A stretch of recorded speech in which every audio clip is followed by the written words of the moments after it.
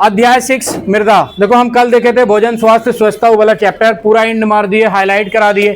अब आपसे अगर कहीं से भी वहां से सवाल बनते हैं तो उम्मीद करते हैं कि सवाल टैकल हो जाएगा। हमारा अगला चैप्टर है बीमारी वाला, समझने के लिए बोले ही नहीं। DPT, BCG, polio, pulse polio कब चलाया गया? 1995 में।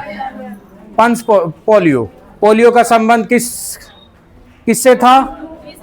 विषाणु जनित रोग। तो इसमें समझना ही क्या है, रटना है, समझो मत। सब दिन समझते रह जाओगे बुढ़ापा तक कि बीसीजी का टीका और ये किससे संबंधित था? जीवाणु से।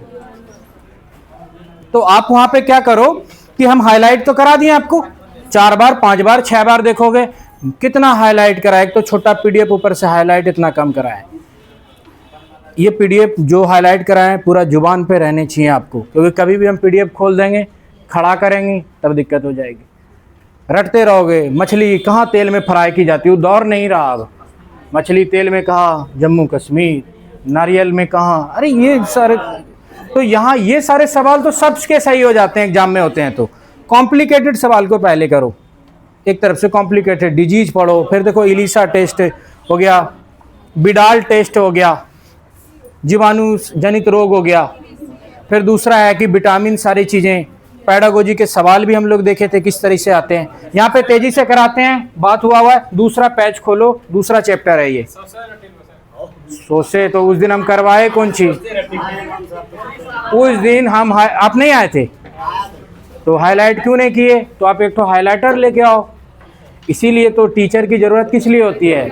ताकि वो चीज कम करके दे आपको। मिस्त्री की जरूरत क्यों होती है? कि खराब चीज को सुधार के दे। नया तो तुम भी बदल सकते हो। अभी लियो ना, तो किसी दोस्त से हाईलाइट करो, जो हाईलाइट कराए उतना ही पढ़ना है, फालतू नहीं पढ़ना है।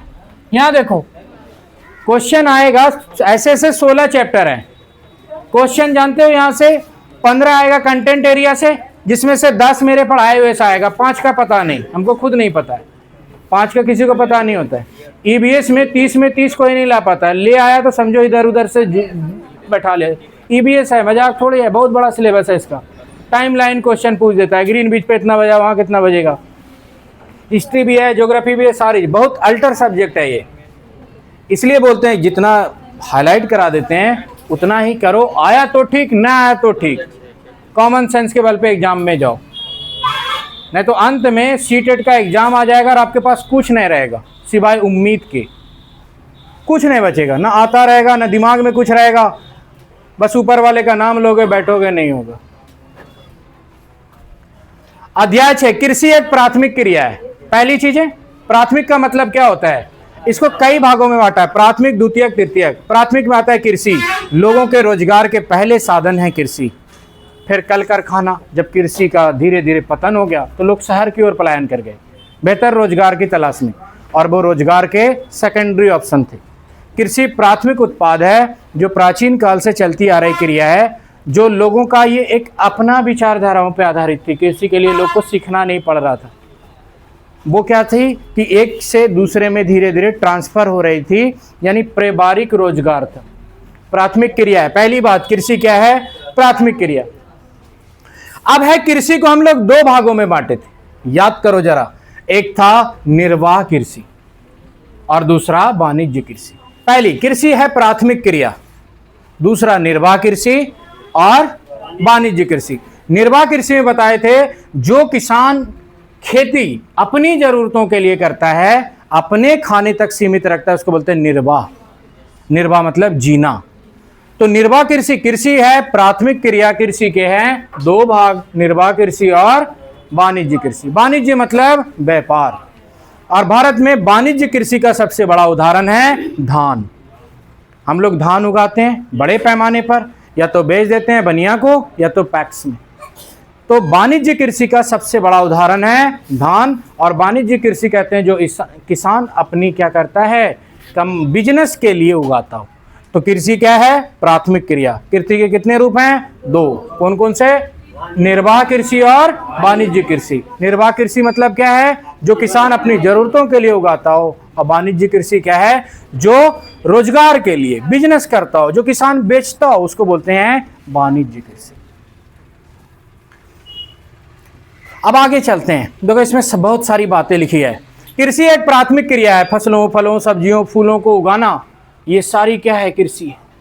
कृषि का मतलब सिर्फ धान उगाना ही नहीं, जो चीजें हम जमीन पे उगा रहे हैं अपनी जरूरतों के लिए, चाहे वो निर्वाह हो या वाणिज्यिक, वो किसके उदाहरण है? कृषि के उदाहरण। अब है पशुपालन, जो भी चीजें इसमें आएगी, जो चीज हम जमीन से उगाए, देखो यहाँ पे एक पॉइंट है, जो चीज हम जमीन से उगाएं और उस जमीन की उगाई हुई चीजों से अगर किसी का लालन पालन किए, वो भी कृषि कहलाएगा। जैसे खेती बाड़ी की कृषि है, गाय माल को पालन पोषण, वो भी कृषि है, मुर्गी का पालन, वो भी कृषि है, बकरी का पालन, वो भी कृषि है। इसीलिए सब में लगा होता है कल्चर, जैसे agriculture, PC culture, BT culture, AP culture, sericulture, इसका मतलब सब क्या है? एग्रीकल्चर वाले भाग। तो और ये सारे क्या हैं? कृषि के क्षेत्र। क्या निम्नलिखित में से कृषि का संबंध है? सारी चीज से, एग्रीकल्चर, सेरीकल्चर, पीसी कल्चर। अब याद भी रह जाएगा क्योंकि सब में लगा हुआ है कल्चर।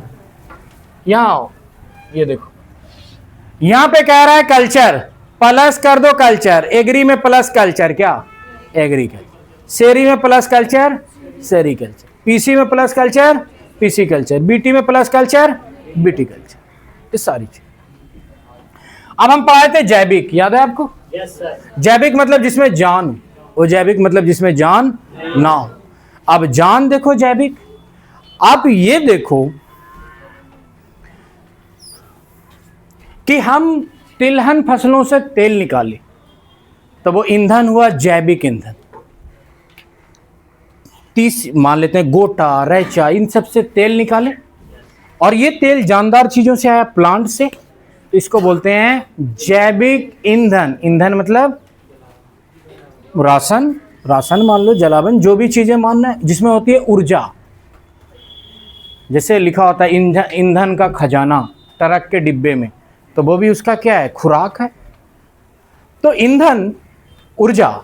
तो जैविक ईंधन का मतलब होता है जो जानदार चीजों से आया, और अजैविक ईंधन का मतलब है जो बेजान चीजों से, प्रकृति, जैसे किरोसिन तेल, डीजल, पेट्रोल, ये सब जानदार है क्या?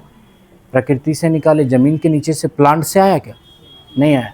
तो उसी सारी चीजों का यहां पे करेंगे यूज। देखो जैविक कृषि क्या है? जैविक कृषि यानी जिंदा चीजों से कृषि कर रहे हैं, और एक होता है रासायनिक कृषि। यानी रासायनिक कृषि में केमिकल से बना हुआ खाद यूज करते हैं, और जैविक कृषि में जानदार चीजों को, जैसे ढैंचा, हरित खाद। जब हम धान की खेती करते हैं तो उससे पहले जमीन को नाइट्रोजन चाहिए, तरिया छोड़ा के बीज खेत में फेंक देते हैं, हरा घास कम से कम जाएगा। मूंग जोतवा देते हैं, ढैंचा जोतवा देते हैं। तो इस तरीके से जो खेती करते हैं जिसमें रसायन का यूज नहीं होता है, उसको बोलते हैं जैविक कृषि। और इसमें रसायन का यूज होता है, वो जैविक कृषि हुआ क्या? रासायनिक कृषि। तो यहाँ से पहला सवाल बनता है कि जैविक कृषि मतलब कृषि के सर्वोत्तम उपाय क्या है? जैविक कृषि। जैविक कृषि से प्रॉब्लम मतलब फायदा क्या होगा? स्वास्थ्य अनुकूल बना रहेगा, पर्यावरण स्वच्छ रहेगा, नुकसान नहीं होगा। रसायन तो क्या हो गए? कृत्रिम हो गया, केमिकल से बनाया गया। तो यहाँ पे देखो लिखा है जैविक कृषि। इस प्रकार की कृषि में रासायनिक खादों के स्थान पर जैविक खाद और प्राकृतिक पीड़कनाशी का उपयोग किया जाता है। फसलों का उत्पादन बढ़ाने के लिए कोई आनुवांशिक रूपांतरण नहीं किया जाता है। तो जैविक कृषि से क्या मिसाल है? जिसमें हम क्या हो कि नेचुरल तरीके से खेती बाड़ी करते हैं, जैसे पुराने जमाने में होता था, मतलब कि उसमें खाद उद नहीं डालते हैं, लेकिन हम पारंपरिक तकनीक को अपनाते हैं। आज हम ऐसी जैविक खाद बना चुके हैं जो रासायनिक खाद के बराबर टक्कर में आ गई है। बर्मी कंपोस्ट किसके उदाहरण है? जैविक खाद के।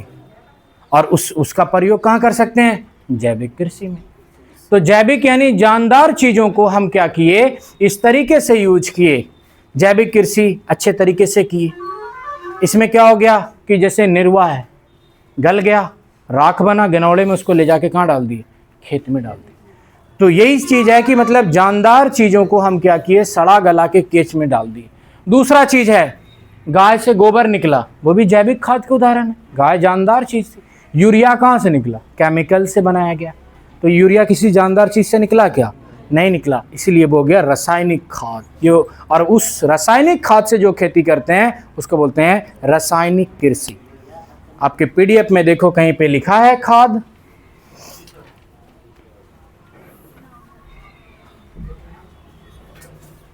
जैविक खाद, रासायनिक खाद कहीं पे मिला? लास्ट में मिलेगा।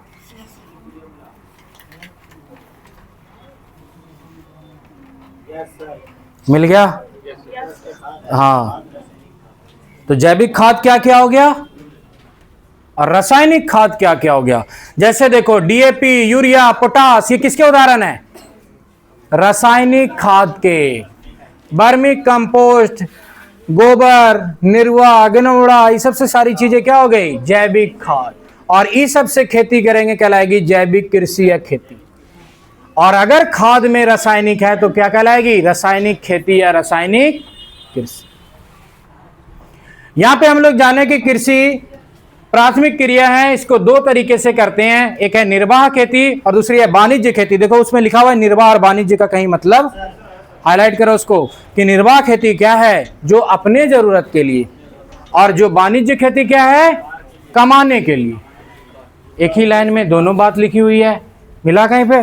करो हाईलाइट कि निर्वाह खेती क्या है, वाणिज्य खेती क्या है। अब उसके बगल में लिखा होगा मिश्रित खेती। मिश्रित खेती का मतलब है कि उसमें चारा होगा, यानी जानवरों को के लिए चारा उगाते हैं, और दूसरी चीज है अपनी खाद्य सामग्री भी। एक साथ चारा और कुछ भी अगर उगाते हैं तो उसको बोलते हैं मिश्रित।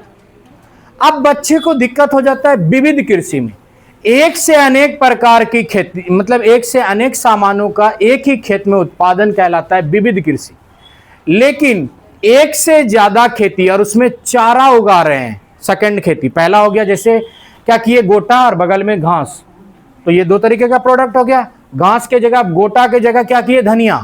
तो प्रोडक्ट भले अलग हो जाए एक से अधिक, लेकिन दूसरा प्रोडक्ट अगर चारा ही हो तो उदाहरण है मिश्रित खेती की। तो चारा, मिश्रित खेती में चारा होगा और साथ में कोई एक फसल उगा लो, उसको बोलते हैं मिश्रित खेती। लेकिन ज्यादा तरह की खेती उसमें चारा ना हो एक ही खेत में तो उसको बोलते हैं विविध कृषि। चारा जो जानवरों के लिए, सुदान, गेमा, ये सारा चीज जो जानवरों को खिलाते हैं उसी को तो चारा बोलते हैं। कहते हैं चारा लेके आओ, वन विहार सुने हो, घास चारा ही तो है, तो वही है चारा। चारा नहीं सुने हो? हाँ।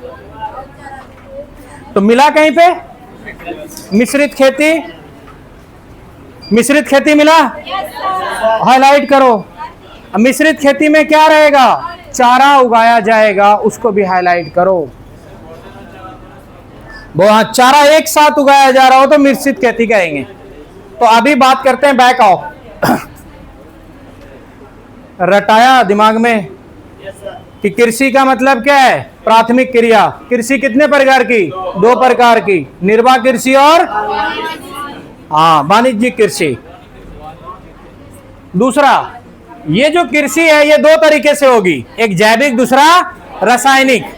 जैविक तरीके से क्या होगा? घर के सामान कूड़ा करकट डाल के खेती बाड़ी कर रहे हैं, और दूसरा होगा रासायनिक तरीके से खेती कर रहे हैं, जिसमें डीएपी, यूरिया, पोटास, मार्केट का बना हुआ प्रोडक्ट, रासायनिक प्रोडक्ट, कृत्रिम प्रोडक्ट का यूज कर रहे हैं, उससे खेती। अब आगे चलते हैं। ऐसी चीजें, एग्रीकल्चर है क्या? बहुत बच्चा को यह भी समझ में नहीं आता होगा कि एग्रीकल्चर क्या है। तो एग्रीकल्चर शब्द की उत्पत्ति लैटिन से हुई, और ये कुछ नहीं है। एग्री का मतलब है मृदा, और कल्चर मतलब है करना, कृषि। कल्चर मतलब होता है मिश्रित खेती का मतलब है चारे के साथ कोई भी चीज उगाना, चारा रहेगा ही रहेगा, उसको मिश्रित खेती बोलते हैं। चारा नहीं रहता और कुछ रहता तो विविध कृषि हो जाता।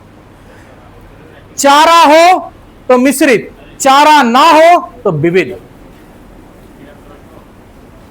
एग्री का मतलब है मृदा, और मृदा को कहते हैं पैडो, और उसके अध्ययन को कहते हैं लॉजी। तो हो गया पैडोलॉजी, मृदा अध्ययन। विविध कहेंगे ना, क्या वे चिकना, धनिया, गोटा, सारा चीज एक ही में है, तो उसको बोलेंगे विविध कृषि। लेकिन उसी में क्या होता है, अगर हम चारा डाल देते और एक सब्जी एक समान उगाते तो उसको बोलते हैं मिश्रित। मिश्रित के लिए चारा होना अनिवार्य है। क्वेश्चन अभी नीचे आएगा तो हम दिखाएंगे आपको। कल्चर मतलब होता है कृषि करना, और ये उसके नाम है। जैसे बर्मी लगा दिए कल्चर, तो गया बर्मी कल्चर, यानी क्या, बर्मी कल्चर हो गया केंचुआ पालन। बर्मी कल्चर केंचुआ पालन, और उसमें लगा दिए बर्मी कंपोस्ट, तो मतलब हम लोग बोलते हैं ना डीकम्पोस्ट, मतलब एक चीज का टूट के दूसरे चीज में परिवर्तित होना कहलाता है डीकम्पोस्ट। तो इसीलिए उसका नाम था बर्मी, तो बर्मी के द्वारा किया गया डीकम्पोस्ट, तो लिखा दिया बर्मी कंपोस्ट। और बर्मी कंपोस्ट किसके उदाहरण है, जैविक खाद के। आपको मिला है वहां पे, हाईलाइट करके चलना है। अब ये सारी चीजें हो गई। कल्चर लगा देंगे किसी भी चीज में, कृषि का हो गया sericulture, PC culture, AP culture, BT culture, बर्मी कल्चर। तो ये सारे में लगाओ कल्चर, यानी जुड़ा हुआ किससे है, एग्रीकल्चर। कल्चर मतलब कृषि करना, कृषि से जुड़ा हुआ।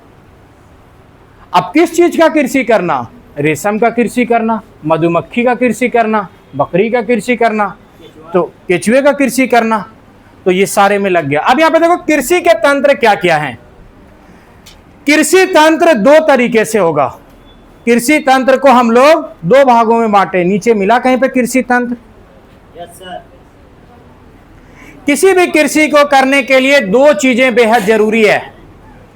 पहली चीजें हैं भौतिक संसाधन, और दूसरी चीजें हैं मानवीय संसाधन। मानवीय संसाधन का मतलब है बीज, ट्रैक्टर। किसी मानव के पास ढेर सारा संसाधन है, और संसाधन निवेश डिपेंड करता है निवेश पर ना। संसाधन वातावरण पे क्यों डिपेंड करेगा, हम लोग संसाधन वातावरण के हिसाब से डिपेंड करते हैं। ट्रैक्टर को हनबारा में चला है या भागलपुर में चला है, तो वातावरण उससे को कोई फर्क पड़ेगा। हाँ, कि वातावरण इतना खराब हो जाए कि अब स्टार्टे नहीं हो गाड़ी, खूब ठंडी हो गई, तब असर पड़ेगा। तो जो भौतिक संसाधन होते हैं वो देखो, जैसे सूरज, वर्षा, तापमान, ये सारे क्या हो गए, भौतिक संसाधन। और इस पार हो गए मानवीय संसाधन। मिला कहीं पे कि कृषि करने क्या, तो ही हो गया भौतिक निवेश। भौतिक निवेश मानव निर्मित होता है क्या, नहीं। अब यहां पे फंसेगा सवाल कि भौतिक निवेश कभी मानव, यहां देखो हमको नहीं देखो, कोई सोचता होगा क्या से क्या हो रहा है देखते देखते। कि भौतिक निवेश का मतलब है ईश्वर यहाँ पे निवेश करेगा। हम लोग के पास पैसा है, ट्रैक्टर ले लेंगे, हम लोग के पास है बीज ले लेंगे, हम लोग के पास है बारिश करा पाएंगे। अभी सिल्वर डाइट का यूज हो गया कृत्रिम वर्षा कराने के लिए, ऐसा वर्षा कराया सऊदी अरब में बाढ़ आ गया। तो हम देख सकते हैं कि जिस चीज पर हमारा नियंत्रण है उसको बोलेंगे मानव निवेश। तो यहां पर ये क्या एक हो गया मानव निवेश। मानव निवेश क्या है, अच्छा बीज खरीदो, ट्रैक्टर लाओ, कुदाल लाओ। तो यहां पे देखो मशीन, बीज, रसायन, जुताई, बुआई, ये सब क्या हो गए, मानव निवेश। हाँ क्या, भौतिक में यहां है, ये तो मानव निवेश है, यहां पे दिख नहीं रहा आपको, वो तो मानव निवेश है ना। आपको पहले कॉमन सेंस डेवलप कर रहे हैं। अच्छा देखो, इस बार भंडार वाला गोदाम बनाएगा क्या, भंडार तो हम लोग, गोदाम तो हम लोग बनाए ना। रसायन खुद इस बार बनाए क्या, रसायन तो हम लोग बनाए, डीएपी, यूरिया, पोटास। तो यहां पे देखो कृषि करने के लिए दो निवेश जरूरी है, एक है मानव निवेश और दूसरा है भौतिक निवेश। यानी हमारे पास खेत है तो उसकी मिट्टी अच्छी होनी चाहिए। अगर हमारे पास सामान उगाने के लिए दशा है तो बारिश होनी चाहिए, अच्छी धूप होनी चाहिए, और उस पर किसका अधिकार है, कुदरत का। और वो खर्च कौन किया? कुदरत किया। इसको बोलते हैं भौतिक निवेश और इसको कहते हैं मानव निवेश।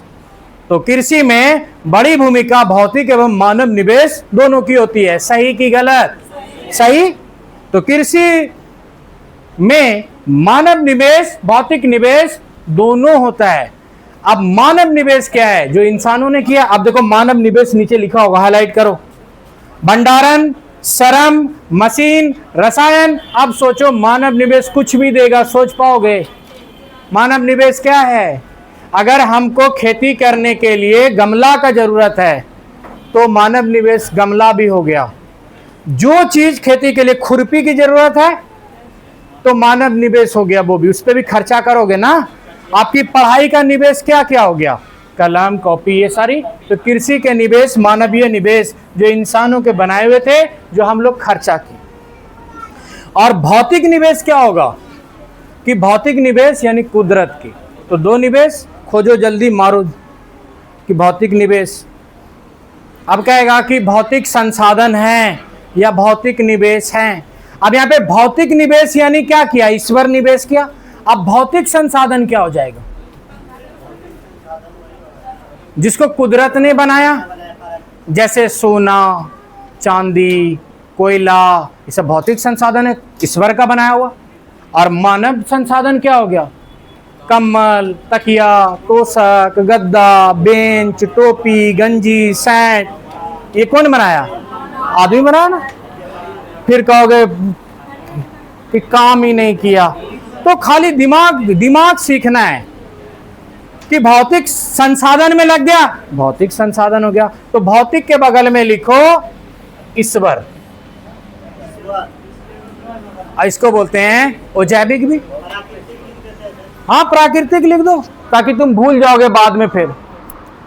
तो भौतिक संसाधन मतलब जो ईश्वर ने संसाधन बनाए, कुछ तो करो, कैसो तो रटो। अमानवीय निवेश तो समझ में ही आ गया ना। और ये हो गया भौतिक निवेश। आगे चलें। अब पहली बात हम क्या? कृषि में है एग्री, लगा हुआ कल्चर। कल्चर मतलब करना, खेतीबाड़ी करने से संबंधित। दूसरी चीजें, कृषि को दो भागों में बांटे, निर्वाह कृषि, वाणिज्यिक कृषि। कृषि प्राथमिक क्षेत्र का है।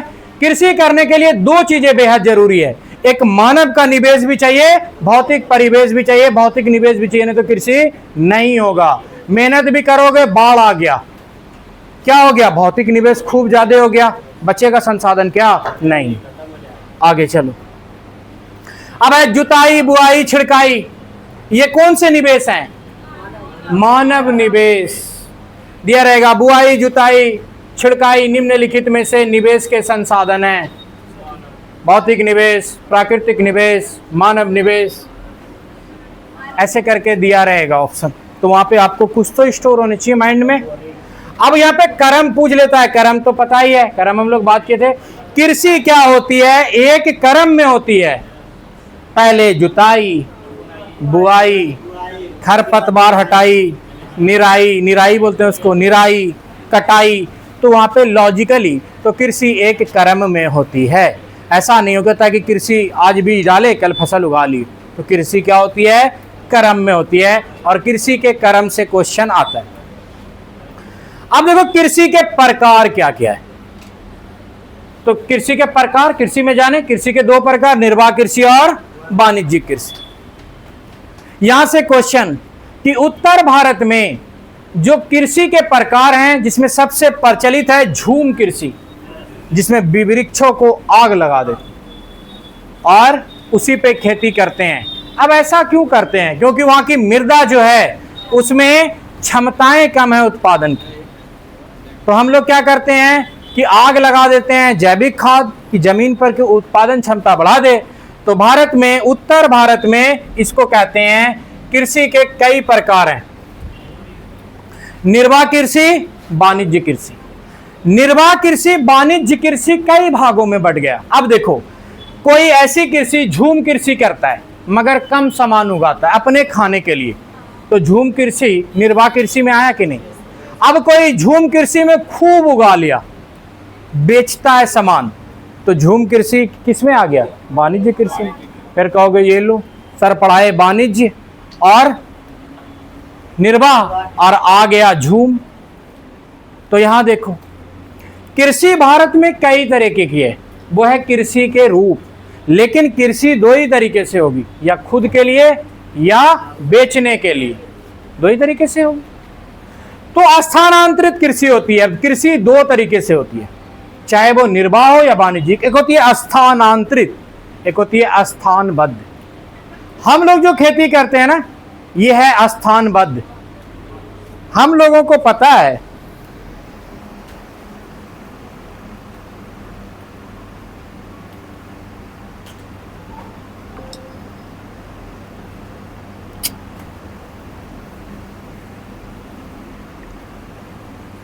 चलो यहां जो हम लोग जो कृषि करते हैं दो तरीके से, एक होती है स्थानांतरित, एक होती है स्थानबद्ध। स्थानबद्ध कृषि मतलब एक ही खेत में हर बार जाते हो। आपका दादा बताया आपके बाप को कि ये तुमरा है 1 बीघा, आपका बाप आपको बताया कि ये तुमरा है 1 बीघा, आप अपने बच्चे को बताया। जमाना बदल गया पर खेत वही रहा जिसमें हर बार जाते हैं, खेती करते हैं, तो उस खेती को कहते हैं स्थानबद्ध।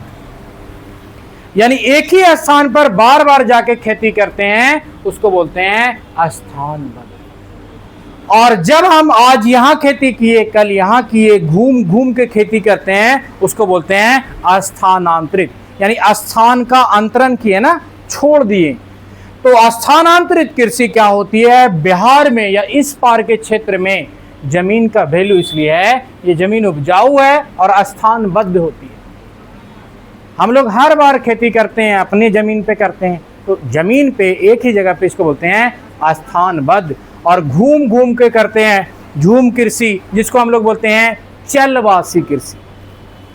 इसी को बोलते हैं स्थानांतरित, चलवासी, झूम कृषि। नोट सुनता लिखो, नीचे नीचे लिखो, नीचे लिखो जगह जहां पे है, लिखो स्थानांतरित कोमा चलवासी, स्थानांतरित, चलवासी, झूम। यहां पे लिखो, देखो स्थानांतरित कृषि, इसी को हम बोलते हैं चलवासी कृषि, और इसी के बगल में लिख दो झूम। ये तीनों एक ही शब्द जैसे हैं। स्थानांतरित, स्थान बदल बदल के। चलवासी कृषि, इसमें भी क्या होता है कि ये लोग क्या करता है, अपनी भेड़ बकरी लेके 1-2 साल यहां पे रहा, या 1 महीना रहा, या यहां पे खेती किया, फिर यहां से चल दिया, बोरिया बिस्तर उठाया चल दिया, उसको बोलते हैं चलवासी कृषि। और इसी को बोलते हैं झूम भी कृषि, झूमो, घूम घूम के करते रहो। और ये प्रसिद्ध है हमारे उत्तर पूर्वी भारत में। अब देखो, स्थानांतरित, चलवासी, झूम, तीनों एक जैसा। चलवासी चलोगे नहीं, हम लोग चलते हैं, कभी हनवारा में 2 कट्ठा में धान उगा लिए, कभी बबूरा चले गए, हम लोग काहे के लिए जाएंगे? हम लोग स्थानबद्ध कृषि करते हैं। हम लोगों की जमीन, अगर यही जमीन हनवारा की उपजाऊ नहीं होती तो क्या करते? रहते हनवारा में बिना मतलब का। हम लोग भी क्या करते कि उत्पादन, रोजगार के तलाश में भटकते रहते। भारत में बहुत ऐसे किसान मतलब कृषि है जिसमें लोग एक जगह पे नहीं कर सकता, जिसको बोलते हैं झूम कृषि। उसको चलवासी भी बोलते हैं, चलना पड़ेगा एक जगह दूसरे जगह, नाम रख दिया अलग अलग क्षेत्रों में। और उसको बोलते हैं हस्तांतरित कृषि। एक होती है स्थानांतरित, एक होती है स्थानबद्ध। तो स्थानांतरित मतलब यहाँ पे एक ही पॉइंट में समझ में आ गया। स्थानांतरित, स्थान बदलेगा, चलेगा, झूम करेगा। और झूम के बगल में लिख दो NE, यानी नॉर्थ ईस्ट। समझ लेना आप, जब आपको सापेक्ष पढ़ाएंगे समझ में आ जाएगा कि नॉर्थ ईस्ट। शॉर्ट अभी जितना पढ़ाए समझ में आया सबको कि कृषि क्या है? कृषि प्राथमिक क्रिया है, सबसे पहले रोजगार के क्षेत्र से जुड़ा हुआ था, हमारी प्राचीन क्रिया है। कृषि को 2 भागों में बांटे, वाणिज्यिक कृषि, निर्वाह कृषि। कृषि 2 तरीके से होती है, स्थानबद्ध, स्थानांतरित कृषि। कृषि में 2 तरीके की चीजें लगती है, एक है भौतिक निवेश, दूसरा मानव निवेश। कृषि के लिए हमें दो तरीके हमारे पास हैं, स्थानबद्ध या स्थानांतरित। या तो अपनी जगह पे रुक के कृषि करेंगे, या मजबूरी है कि जमीन उत्पादित क्षमता नहीं रखती, घूमना पड़ेगा, और इसी को बोलते हैं चलवासी कृषि, या नॉर्थ ईस्ट में इसको एक अलग नाम दिया गया, झूम कृषि। नॉर्थ ईस्ट में तो बहुत आदमी इसको मार देता है, मिजोरम घूम घूम कृषि, तो पूरे नॉर्थ ईस्ट में खेती होती है झूम की कृषि। झूम की कृषि कहाँ होती है? उत्तर पूर्वी भारत में, किसी खास राज्य में नहीं होती, कहीं कम होती है, कहीं ज्यादा होती है। तो हमारे क्षेत्रों में होती है स्थानबद्ध, और जहां की जमीन कमजोर होती है वहां होती है चलवासी झूम कृषि, और इसी को बोलते हैं विलोम हो गया स्थानांतरण। अब देखो यहाँ पे रोपण कृषि, दो तरह की कृषि होती है, एक है बीज उठाओ और दूसरा है, हो गया, तो वही है रोपण कृषि के उदाहरण। तो रोपण कृषि में क्या आएगा? चाय रोपते हैं, कहवा रोपते हैं, काजू, रबड़, केला, कपास, ये सब रोपण कृषि के उदाहरण। अरे इसमें नहीं लिखा है एनसीईआरटी में, होगा कैसे नहीं, वो भी तो तो ये हो गया एनसीईआरटी का लाइन कि रोपण कृषि के उदाहरण है। इसमें हमको दो तो याद रखना है, चाय रोपण कृषि के उदाहरण है, केला और कपास। जब आपको प्लांट पढ़ाएंगे ना तब समझ में आएगा कि प्लांट को कई भागों में बांटते हैं। केला उसी में से एक है, जिसको हम बोलते हैं साग, जिसके अंदर कुछ नहीं, जो बहुत कमजोर होता है उसको साग बोलते हैं। जब टॉपिक हमारा आएगा तो यहां से देखो हाईलाइट करो, रोपण कृषि लिखा है कहीं? नहीं लिखा है? नहीं है, लिखो नीचे रोपण, उसमें लिखो चाय, केला और कपास। चाय, केला, कपास रोपण कृषि। अब है झूम कृषि, किसको बोलते हैं? चलवासी कृषि।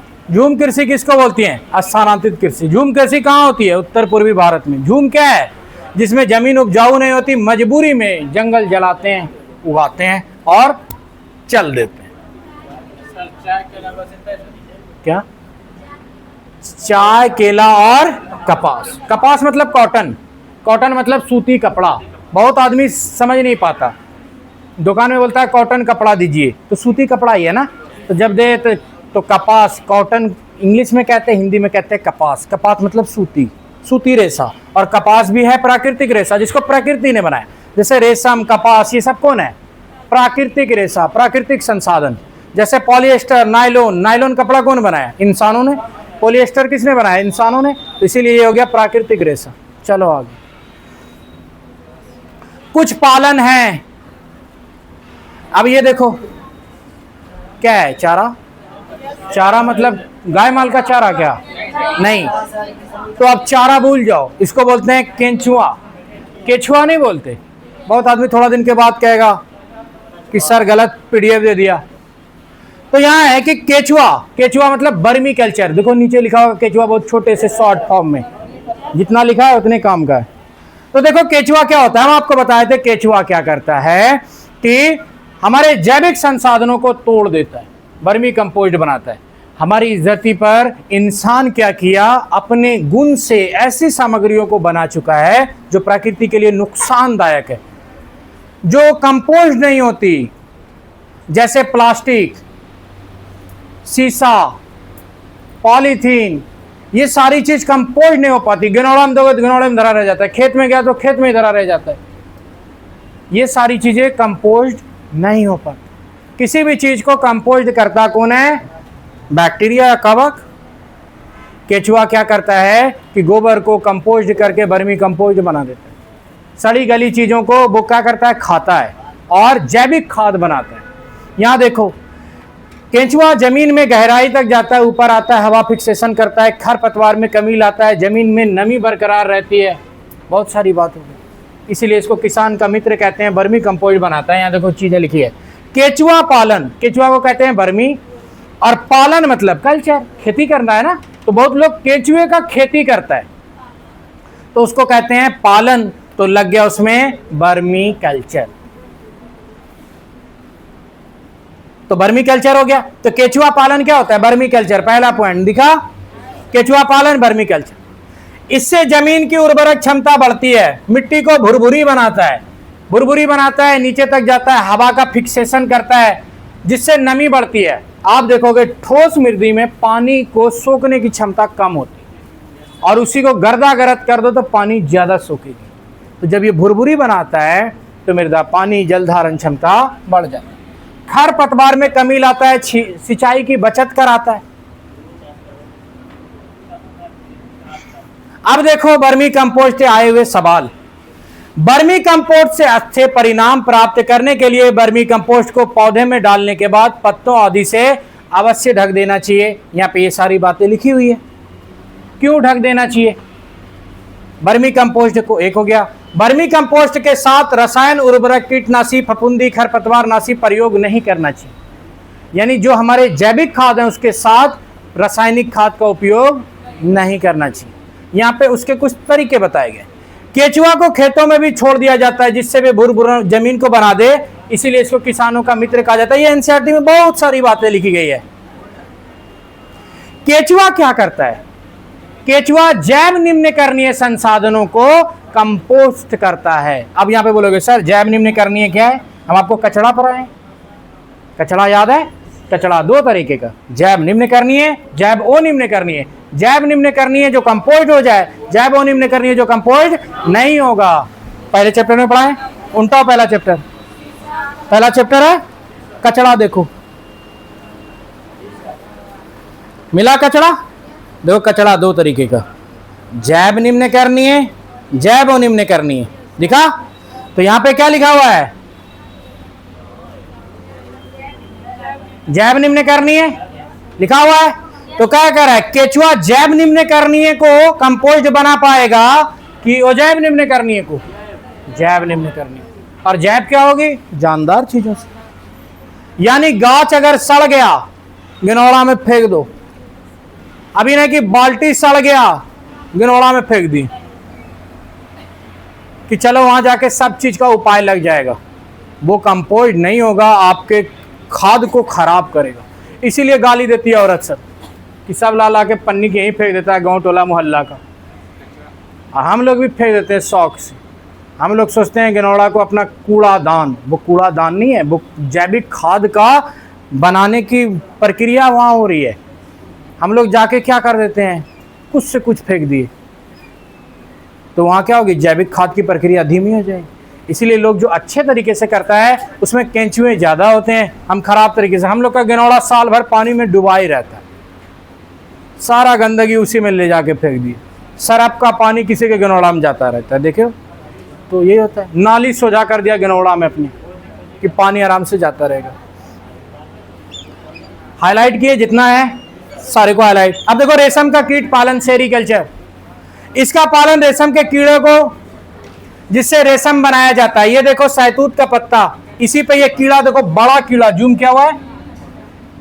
देखो ये छोटकिनिया, इसको जब जूम किए तो देखो ये, तो इसको कहते हैं हम लोग कीड़ा को बॉम्बिक मोराई। ये सहतूत के पत्ते पर इसका पालन किया जाता है। रेशम के कई प्रकार हैं, अलग अलग क्षेत्रों में उसकी गुणवत्ता के आधार पर अलग अलग नाम देते हैं। कोई बोलता है इसको तस्सर, कोई बोलता है मूंगा, कोई बोलता है परी, फिर बोलता है कोसा। हमारा भागलपुर सिल्क सिटी के लिए प्रमुख है और यहाँ तस्सर टाइप की, सुने भागलपुर में तस्सर का काम होता है। तो ये रेशम का काम है और ये तस्सर एक प्रकार है रेशम की। बहुत आदमी कहता है रेशम का होता है कि तस्सर का होता है, फिर तुम उसको समझाओगे पूरा दिमाग गोले है क्या। रेशमे का एक रूप है तस्सर, लेकिन पढ़ने का क्या फ़ायदा जब कहोगे वो अच्छा तस्सर का होता है, रेशम का नहीं होता है होता है कि नहीं। तो रेशम के एक रूप है क्या? तस्सर। कोई बोलेगा क्या कि आज पुलाव बनेगा कतरनी चावल का, तो बोलोगे हाँ, तो आपको पता चल गया ना कतरनी वैरायटी है चावल का। तो वैसे ही वैरायटी है रेशम की। तो हमारा भागलपुर तस्सर के लिए फेमस है। रेशम के कई वैरायटी है, 4 वैरायटी है। भारत के कई स्थान जैसे बनारस का पोचमपल्ली, अब यहाँ पे लिखा हुआ है आंध्र प्रदेश में पोचमपल्ली भी है, लेकिन पोचमपल्ली बहुत जगह, जैसे मिल्की यहाँ भी है, हमारे यहाँ भी है। तो बनारस में एक स्थान है पोचमपल्ली। असम रेशम के कपड़ों के लिए प्रसिद्ध है और बिहार का भागलपुर। तो वहां पे हम जो लिखे हैं उतना ही हाईलाइट करना है। हाँ, अरे आंध्र प्रदेश को लेता है, पोचमपल्ली एक क्षेत्र है आंध्र प्रदेश का। पोचमपल्ली में साड़ी कहाँ बनता है, तो तुम सर्च मार लो या मेरे टॉपिक पे आने दो।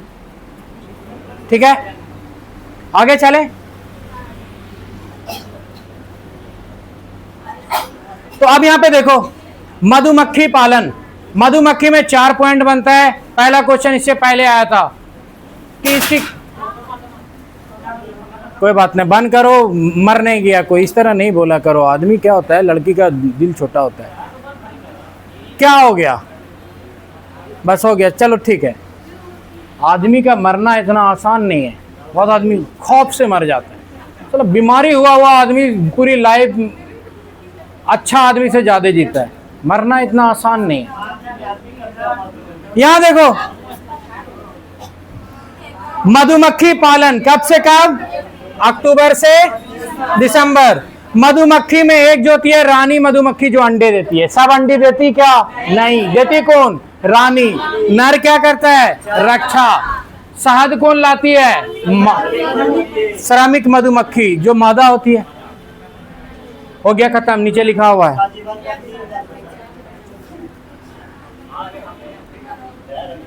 हो गया। हम लोग जो मधुमक्खी पालन करते हैं उसको बोला जाता है सुनहरी मधुमक्खी। अब यहाँ पे जो क्वेश्चन बनता है, हम लोग क्वेश्चन सारा देखेंगे। ये भी है कि चूटी मधुमक्खी काटती है तो दर्द किसके कारण होता है, फॉर्मिक अम्ल के कारण। कुक्कुट पालन, पोल्ट्री फार्म, मुर्गी को पालते हैं, पोल्ट्री फार्म अंडा सब जो आता है तो उसको बोलते हैं कुक्कुट पालन। फसल की कटाई के लिए बहुत सारे मशीन का यूज करते हैं, जैसे कंबाइन। ये है, उस दिन हम बताए थे कि कंबाइन, सारा चीज एक ही मशीन में, उसको बोलते हैं कंबाइन। और यह थ्रेसिंग, जो क्या करता है, थ्रेसर है। और जब महिला हाथ से पटकती है इसको बोलते हैं निष्पावन। तो कृषि के उत्पाद जो तैयार होते हैं उसको तैयार करने के लिए, तो फसल की कटाई के लिए क्या क्या यूज होता है। तो फसल जब पक जाता है तो कटाई दरादी को कहते हैं हार्वेस्टर, और इसको काटने की विधि को कहते हैं हार्वेस्टिंग। जैसे कचिया क्या है, हार्वेस्टर। जो भी चीज हम क्या करते हैं, काटने के लिए इस्तेमाल में लाते हैं उसको बोलते हैं हार्वेस्टर, और कटाई की इस प्रोसेस को कहते हैं हार्वेस्टिंग। फसल कट जाने के बाद बीजों या दानों को अलग करना कहलाता है थ्रेसिंग। और ये सारा काम जो मशीन कर दे उसको बोलते हैं कंबाइन, यानी सारी मशीन उसमें लगी हुई है और इसको बोलते हैं कंबाइन। अब आगे हैं, सिंचाई के 4 प्रकार बताए थे, लपेटन, डिप्ट सिंचाई, फव्वारे की सिंचाई। देखो कहीं पे,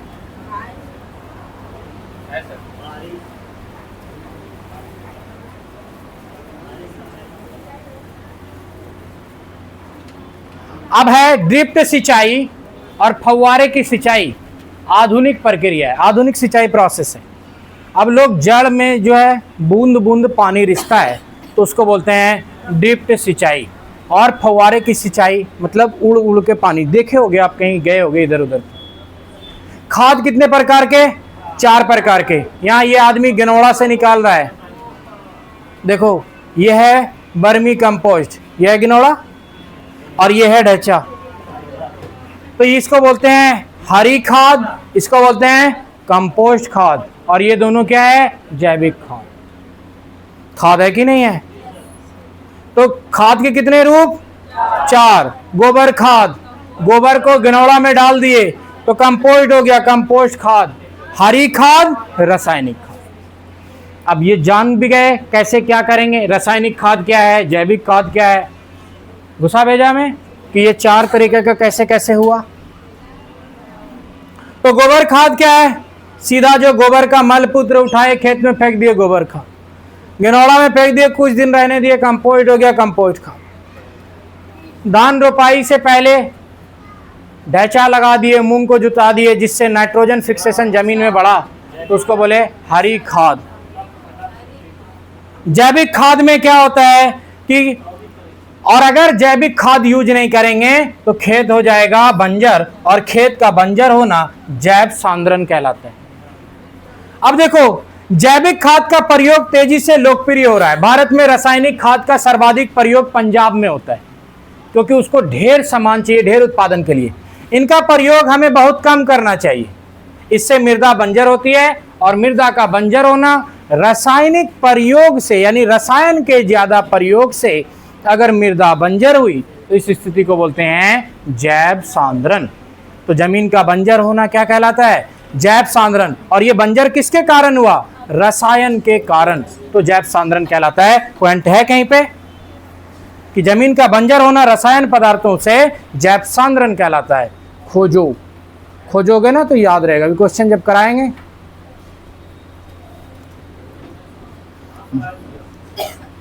मिला? एक को बार कम से कम देख भी लिया करो। इसका मतलब है सब भूत सभी आते हो, जिंदा इंसान की तरह आया करो। पीडीएफ दिए हैं, कभी मन भी नहीं करता कि एक बार उल्टा ले। इतना हसकत करोगे तो फिर कैसे पढ़ाएंगे हम? बोलो, मिलता ही नहीं है। बताओ कि कम से कम एक दो बार देखते हैं ना तो इस फीता चढ़ता। मिला? मिल गया? खोजो, इसीलिए हम खोजवाते हैं कि खोजने से दिमाग में याद रहता रही। हाँ, इससे याद हो जाता है बहुत जल्दी मेरा पीडीएफ। जैव सांद्रण खोजना बाद में नहीं मिल रहा है। नहीं है? लो इधर।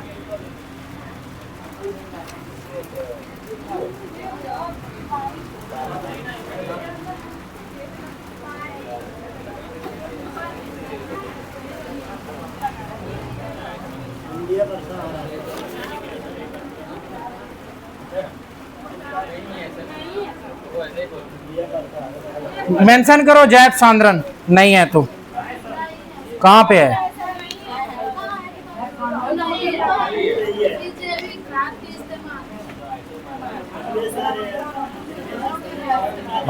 लिखो नीचे, लिखो अत्यधिक, लिखो रसायन के उपयोग से, रसायन के उपयोग से, रसायन के उपयोग से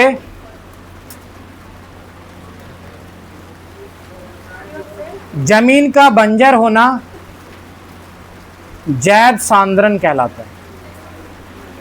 रसायन के उपयोग से जमीन का बंजर होना जैव सांद्रण कहलाता है।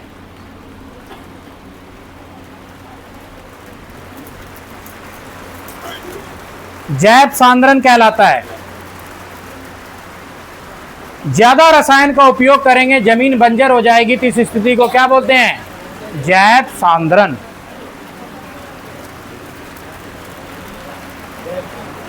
उत्पादन के क्रम क्या है? जुताई, बुआई, निराई, कटाई। तो निराई होती है बीच में, ये भी लिख लो।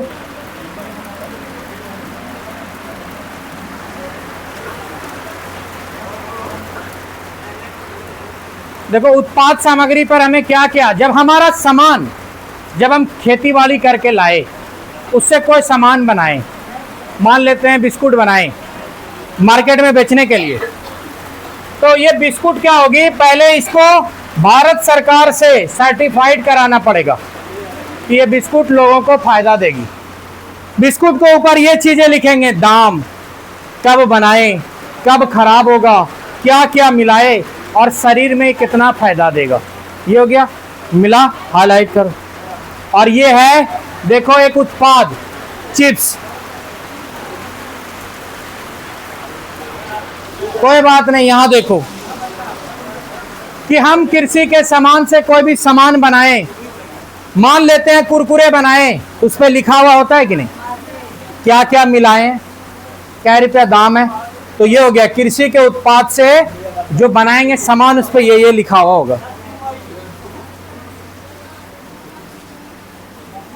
दुनिया में बहुत सारा ऐसा देश है जहां कृषि का मतलब सिर्फ खेती बाड़ी नहीं है, वहां खेती बाड़ी होती नहीं है। जैसे खजूर का खेती हुआ, कोई इमली का भी खेती करता है, कोई सेब की खेती करता है, कोई आलू की खेती करता है।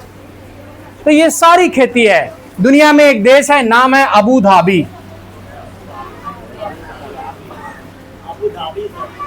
अबू धाबी रेगिस्तानी इलाका है, वहां बारिश नहीं होती, तो बारिश कम होती है तो जमीन रेतीली रेगिस्तानी है, वहां पानी बहुत कीमती है क्योंकि जमीन रेतीली है, पानी नहीं निकलता है। दूसरी चीजें, बारिश भी नहीं होती, नदियां झील भी नहीं है। वहां पेट्रोल आसानी से मिलता है, पेट्रोल डीजल।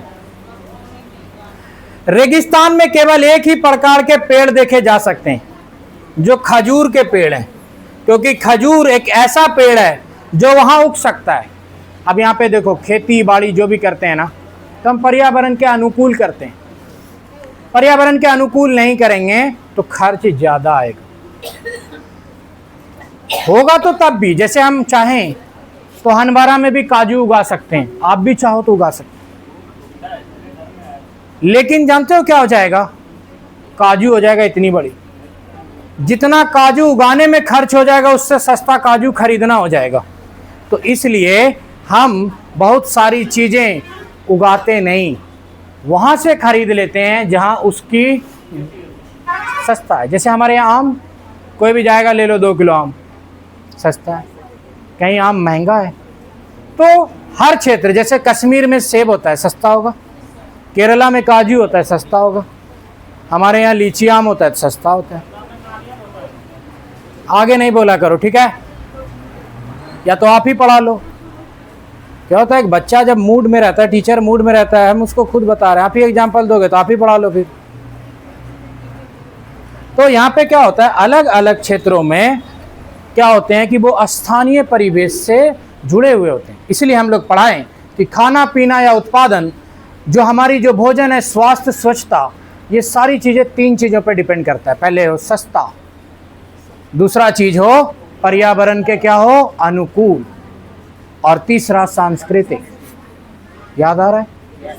आप हमारे लिए इम्पोर्टेंट हो, हमारे लिए कोई खास बच्चा इम्पोर्टेंट नहीं है, क्योंकि आपसे रिश्ता हमारा एक टीचर स्टूडेंट का है। आप आए, आपसे रिश्ता हो गया, जाओगे, ख़त्म हो जाएगा।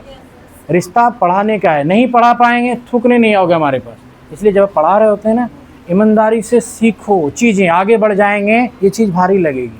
और यही आ गया एग्जाम में तब। तो यहां देखो, यहां से क्वेश्चन बना हुआ है, अबू धाबी रेगिस्तानी इलाका है। अभी हम आपको पढ़ाए ये रेगिस्तानी इलाका क्यों है, क्योंकि वहां नदियां झील नहीं होगी, बारिश नहीं पड़ती होगी, धूप बहुत ज्यादा होता होगा, और इसलिए वहां पानी नहीं है तो खेती करना मुश्किल होता होगा। खेती करना मुश्किल है, जमीन क्या करती है, खेती बाड़ी जमीन को उपजाऊ बनाती है। अभी गंगा किनारे क्षेत्र कट रहा है, अगर वहाँ पेड़ पौधे होते तो पेड़ पौधे की जड़ें क्या करती है, जमीन को उपजाऊ बनाती है। खेती बाड़ी करते रहोगे, जमीन उपजाऊ रहेगा, नहीं करोगे तो जमीन क्या हो जाएगा, धीरे धीरे बंजर हो जाएगा। तो यहाँ पेट्रोल आसानी से मिलता है, पेट्रोल मिलता है अपसादी चट्टानों में। पत्तियां, यहाँ पर खजूर के पेड़ क्यों लगाए जाते हैं, क्योंकि खजूर की पत्तियां मोटी होती है और उनकी पत्तियों में बाष्पोत्सर्जन की क्रिया बहुत कम होती है। बाष्पोत्सर्जन मतलब सूरज की जब उस पर रोशनी पड़ेगी, जैसे कद्दू का लत ढेर धूप बर्दाश्त कर सकेगा, मुरझा जाएगा।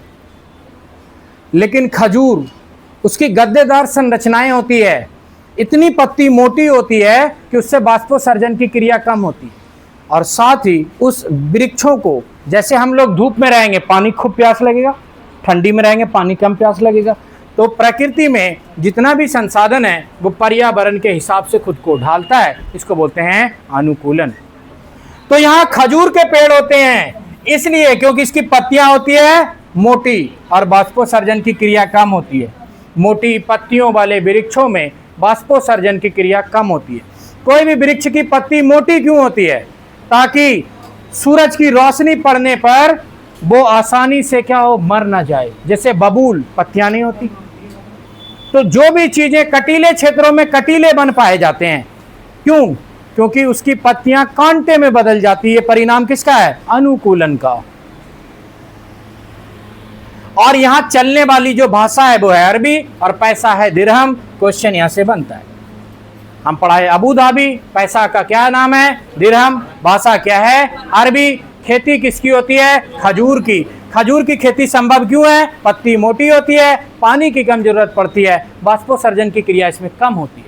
बाष्पोत्सर्जन की क्रिया जिसमें होगी वो वृक्ष वहां लगाओगे मर जाएगा, तुरंत पानी की जरूरत पड़ेगी। कद्दू के लत को सुबह शाम पानी न दो खत्म, और खूब पानी दे दिए तो भी खत्म। इसीलिए हम किसी भी क्षेत्र में ऐसे संसाधनों को लगाते हैं या उस क्षेत्र का वो खास संसाधन होता है जो उस क्षेत्र में सरवाइव कर जाए, तो उसको कहते हैं क्षेत्रीय संसाधन। और वहां लोग ढीले ढाले कपड़े सूती पहनते हैं क्योंकि गर्मी बहुत ज्यादा होती है, चुस्त कपड़ा पहनोगे गर्मी में गर्मी ज्यादा लगेगी। अब यहां पे देखो चांगपा जनजाति, यहां से क्वेश्चन पश्मीना बकरी पे बना हुआ है।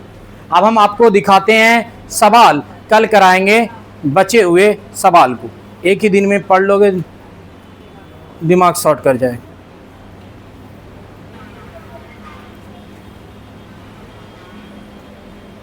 पश्मीना बकरी के बारे में पहला सवाल है, हम लोग जब कल देखेंगे तब देखेंगे।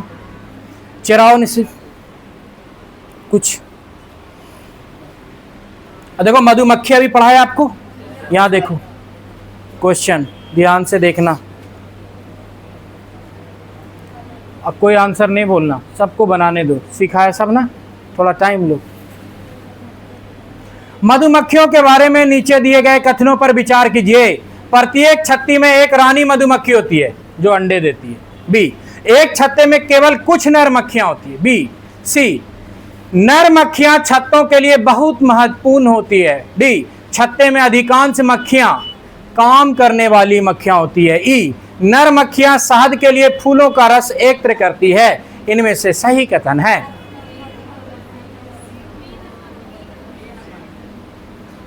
जिससे पूछेंगे वही बोलना, सोच के रखो अपना कि पढ़ाया हुआ फायदा किया कि नहीं किया।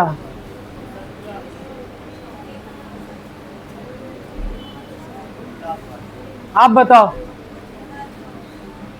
क्या जाएगा आंसर, आप बताओ, आप क्या जाएगा आंसर। मौली साहब आप बताओ।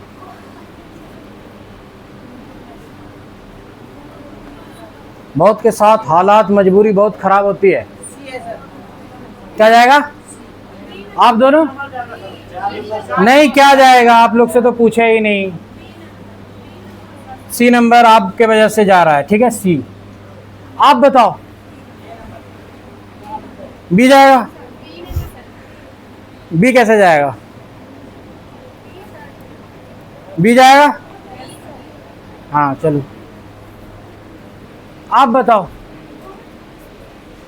अपनी आदत को एक्सेप्ट करो, नहीं आ रहा है एक्सेप्ट करो, पूछो समझो। बी जाएगा? श्योर हो आप? बी में है ए बी डी, सी नहीं जाएगा, ई नहीं जाएगा। हम देख लेते हैं। देखो प्रत्येक छत्ते में एक रानी होती है जो अंडे देती है, सही है, रानी मक्खी अंडे देती है। अब देखो बी, एक छत्ते में केवल कुछ नर मक्खियां होती है, शायद होती हो रक्षा करती है, कुछ होती होगी, या ढेर होती है, कहीं नहीं लिखा हुआ कि ढेर होती है कि कम होती है, बस इतना लिखा हुआ है कि नर मक्खियां होती है, वो रक्षा करती है। तो बी से तो क्लियर नहीं हुआ पॉइंट ना, सी पढ़ के देखेंगे। इसको रख दिए ब्रेक, चलो ब्रेक हो जाओ। सी देखें, अब ए तो सब में है ना, सी देखें, नर मक्खियां छत्तों के लिए बहुत महत्वपूर्ण है, महत्वपूर्ण है, रक्षा करती है, लेकिन नहीं कैसे नहीं लेंगे, कोई कारण बताया इसमें? चलो तुम भी ब्रेक, आगे चलते हैं। डी, छत्ते में अधिकांश मक्खियां काम करने वाली मक्खियां होती है, सही है, बहुत सारी होती है काम करने वाली श्रमिक मक्खियां, लेकिन इससे पता नहीं चल रहा, कोई ऐसा क्लू नहीं मिल रहा जिससे इस क्वेश्चन को 100% श्योर लेके जाएं। ये कह रहा है नर मक्खियां शहद के लिए फूलों, नर करती है क्या? श्रमिक मक्खियां शहद चूस के लाती है, ई काट के फेंक दो, आंसर हो गया बी। अच्छा, यहां पे नर मक्खियां शहद के लिए फूल का, हमको बी से कोई मतलब नहीं है, बी तो बाद में सोचते हैं ना, ये काट के फेंक दिया आंसर निकल गया, उतना टाइम रहता है सीटेड वाले को। अब यहाँ पे कह रहा है एक छत्ते में केवल कुछ नर मक्खियां होती है, नर मक्खियां कुछ तो होती है ना, कि कितना लाखों होती है, करोड़ों, हमको क्या, लेकिन नर मक्खियां होती है, कुछ होती होगी, रक्षा करने के लिए होती है, क्योंकि श्रमिक मधुमक्खियां रस लेके आती है उतना उतना, रानी मधुमक्खियां अंडा देती है, तो कुछ हो या ढेर हो हमको क्या मतलब, बोला है कहीं पे कि कुछ होती है कि ढेर होती है, हमको कोई फर्क नहीं पड़ता। जब तक सवाल क्लियर नहीं करेगा हम उस आंसर को डॉट में रख के आगे बढ़ेंगे। और अगर आपके पास नॉलेज है, पढ़े हुए, तो एक न एक सवाल ऐसा भेटाएगा ऑप्शन जो आपको ये क्लियर कर देगा कि आंसर ही लो। यहां पे क्या, नर मक्खियां शहद के लिए फूलों का रस एकत्रित करती है, नहीं करती है, करती कौन, श्रमिक। आंसर क्या हो गया, ई काटे, खत्म, एक ही आंसर बच गया। अब उतना कितना सोचेंगे। अब देखो क्वेश्चन नंबर 5 सीटेट के क्वेश्चन है, बोलना नहीं, हम पूछेंगे तो। अच्छा सही है कि गांवों में यह देखा जाता है कि महिलाएं अनाज को फटकती है, और वही करते हैं हम, या तो थ्रेसिंग या तो कंबाइन। थ्रेसिंग करते हैं या तो कंबाइन करते हैं, और महिला अगर इसको करती है तो इसको कहते हैं निष्पावन। वहां पे लिखा हुआ आपके नोट्स में। कर्नाटक में किसानों के द्वारा इसको कहा जाता है, खुरपी को क्या कहा जाता है, हम लिखे हैं आपके नोट्स में कहीं पे, पहले वाले चैप्टर में देख जल्दी। कर्नाटक वाले क्षेत्रों में इसको क्या बोलते हैं, खूंटी कहते हैं, कहीं नहीं मिला।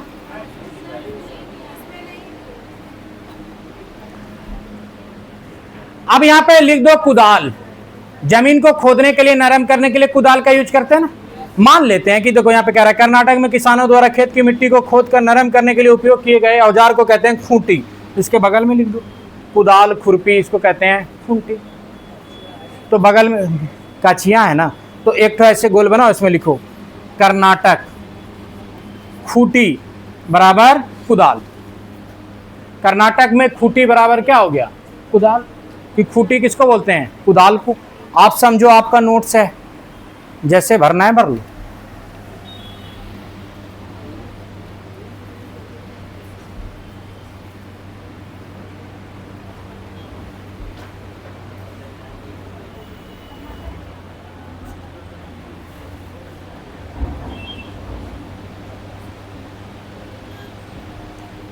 हो गया, कर्नाटक में खूंटी मतलब कुदाल, खत्म खेला। प्रीवियस ईयर है, फिर आ गया। तो देखो झूम खेती के अंतर्गत झारखंड के किसानों द्वारा, अब झारखंड में भी हो सकता है, तो झूम खेती के अंतर्गत झारखंड के किसानों द्वारा अपनाए जाने वाले तरीकों के संबंध में नीचे दिए गए कथनों पर विचार कीजिए। ए, फसल कटने के पश्चात जमीन को कुछ वर्ष तक आराम कर देते हैं, छोड़ देते हैं, सही है कि गलत। किसको लगा ये गलत है, सही है कि झूम खेती एक खेत को छोड़ देते हैं, इसको बोलते हैं चलवासी स्थानांतरित झूम, चल दिए जमीन छोड़ के। बी, खरपतवार, बांस आदि को उखाड़ कर खेत में जला देते। बी सही है कि नहीं, सही है। क्या खरपतवार, बांस आदि को उखाड़ कर खेत में जला देते हैं, जला देते हैं, जला के ही तो करते हैं ना। वृक्ष को काट के करते हैं, क्या मतलब हुआ, अरे काट के ही करते हैं यार, काट के करें, उखाड़ के करें, जला के खेती करते हैं ना। जंगल को साफ करके खेती करना, जंगल को साफ करके खेती करना, जला देना, उसको झूम खेती है। एनसीईआरटी में नहीं लिखा हुआ है, मास्टर रटा दिया है। यहाँ पे मास्टर रटाया कौन होगा, काट के, उखाड़ के नहीं। तो जला करके, अगर जब भी इनको साफ कर दिए, उखाड़ के करे, काट के करे, जला के करे, और उसके राख से जमीन में जो खेती करते हैं उसी को बोलते हैं झूम खेती। बी भी सही लग रहा है। आपका ऑप्शन खुद आपको बताएगा आंसर क्या जाएगा। टीचर लोग मजबूरी में क्या करता है, आंसर मिला जुला के ले लेता है, बच्चा रट लेता है, मास्टर के जान पे सवार हो जाता है। सी, खरपतवार की राख खाद के रूप में कार्य करते हैं, सही है, उसी से खाद के लिए। डी, जब जमीन खेती के लिए तैयार हो जाती है तो बीज बोने से पहले गहराई तक खोदी जाती है, खेती जुताई ही नहीं होती, उसी के राख में बीज छिड़क देते हैं, उसी के राख में। जुताई होती क्या, जुताई ही नहीं होती। झूम की खेती में राख में ही बीज बोते हैं। एसी हो गया आंसर।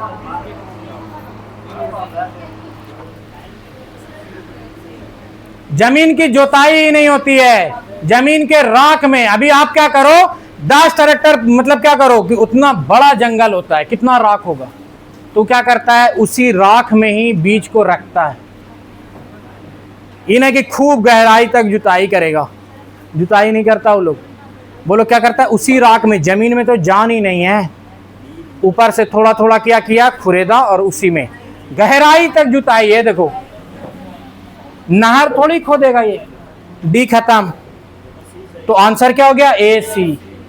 इसीलिए मास्टर लोग क्या, बी भी सही है, तो बी क्या करेंगे हम, ऐसे लिख दें बी, नहीं है तो हम क्या करेंगे, नहीं है तो नहीं है, हमको तो आंसर से मतलब है ना, यही तो सीखना है। अब कहोगे कि हम तो चावल ही खाते हैं, नहीं है तो क्या करोगे, तो जो है तो हमको तो वही आंसर लेना है ना। कभी कभार अटपटा सा ऑप्शन रहता है, लेके बढ़ेंगे। हमको देखना है कि जो हम पढ़ रहे हैं मेरा सेटिंग होना चाहिए नीचे, काम खत्म।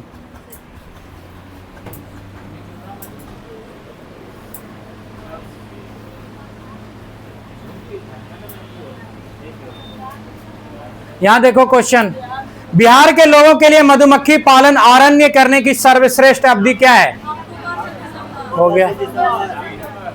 निम्नलिखित में से प्याज की खेती के विभिन्न चरणों का सही क्रम चुनिए। कोई भी खेती करोगे क्या क्रम होगा, अरे सभ्य नहीं, क्रम पूछ रहा है यहां देखो, यहां पे क्या बोल रहा है, क्रम चुनिए, दिमागे खराब हो जाएगा। क्रम कि पहले क्या, फिर क्या, फिर पहले क्वेश्चन को अच्छे से पढ़ो और आप क्या करो, अपना राय दो।